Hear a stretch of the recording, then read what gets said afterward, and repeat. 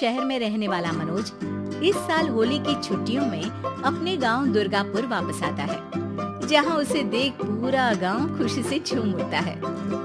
जब गया था तब इतना सा था और अब देखो कितना बड़ा हो गया है। हाँ सरपंच जी, जब मैं गया था तब आप भी बहुत जवान थे और अब देखो कितने बूढ़े हो गए हैं आप।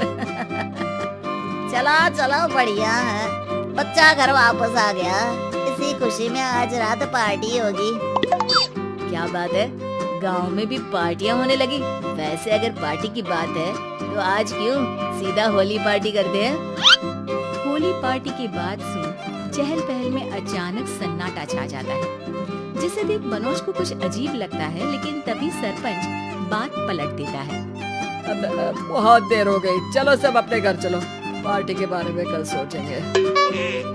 मनोज भी मम्मी पापा के साथ घर आ जाता है, पर होली पार्टी और उस पर पूरे गांव की खामोशी वाली बात अभी तक उसके जहन से निकलती नहीं। पापा, होली पार्टी की बात पर सब चुप क्यों हो गए थे?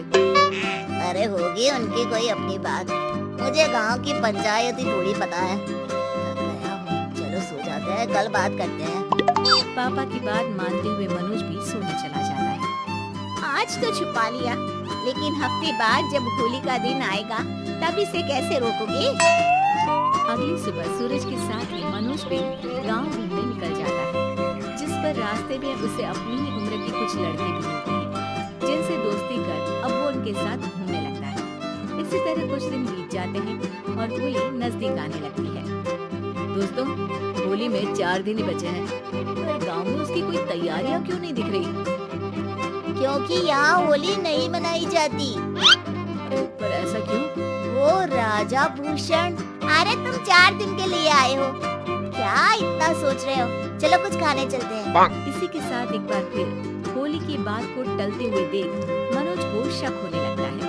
वो घर पहुंचते ही इंटरनेट पर अपने गांव और राजा भूषण के बारे में जानकारी निकालने लगता है। क्या? मुझे आज तक ये नहीं पता था। ऐसा कैसे? किसी ने मुझे कुछ बताया क्यों नहीं? सारी जानकारी लेने के बाद मनोज गांव वालों या अपने मम्मी पापा से कुछ पूछे बिना खुद ही उसकी सच्चाई के बारे में छानबीन करने लगता है, जिसके चलते वो राजा भूषण की हवेली में पहुंचता है। वाह, क्या हवेली है यार। पर क्या यहाँ सच में कोई भूत है? हेलो भूत जी, कोई है क्या? हम इस साल गांव में होली सेलिब्रेट कर रहे हैं, क्या आप उस पर थोड़ा इंटरव्यू देंगे?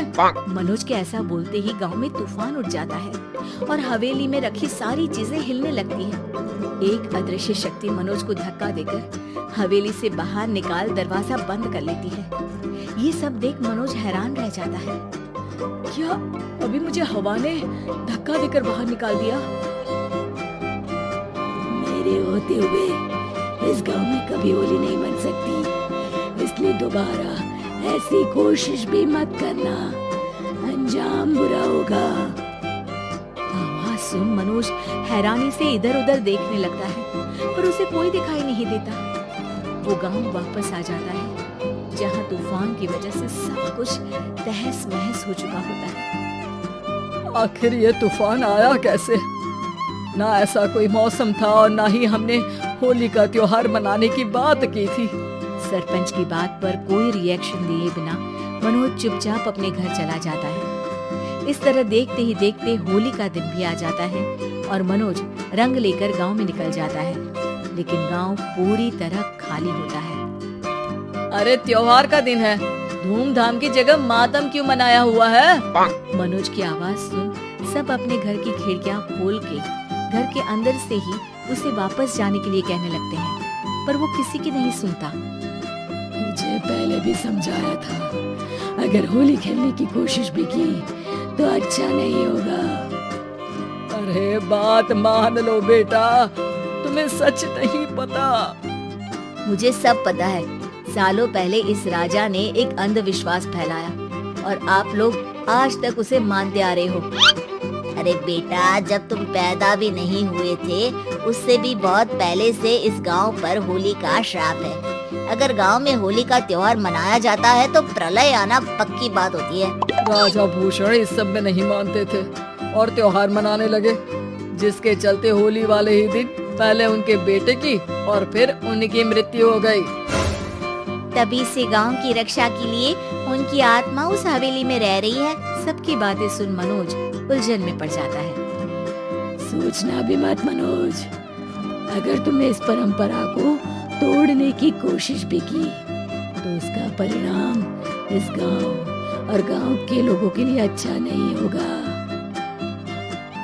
मुझे भी यकीन नहीं हो रहा कि आप लोग एक बेतुकी बात को मानकर सालों से रंगों के त्योहार को मातम की तरह मनाते आ रहे हो।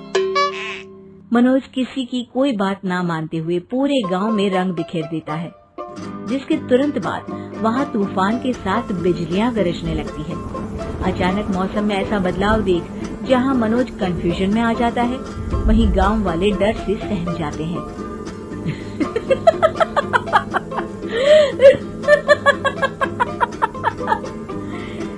इस लड़के ने हमारे जैसे सिर्फ अपने स्वार्थ के लिए नहीं बल्कि पूरे गांव की खुशियों के लिए यहाँ होली मनाई है, जिस वजह से अब इस गांव पर होली का श्राप टूटता है। ऐसा बोलकर राजा का भूत वहाँ से गायब हो जाता है, जिसके बाद गांव के लोग धूमधाम से होली मनाते हैं। खुशियों के रंग गांव में बिखरे ही होते हैं कि अगली सुबह अचानक मनोज कहीं गायब हो जाता है और एक बार फिर गांव में होली का नया राज शुरू हो जाता है। हमारे चैनल को लाइक, शेयर और सब्सक्राइब करें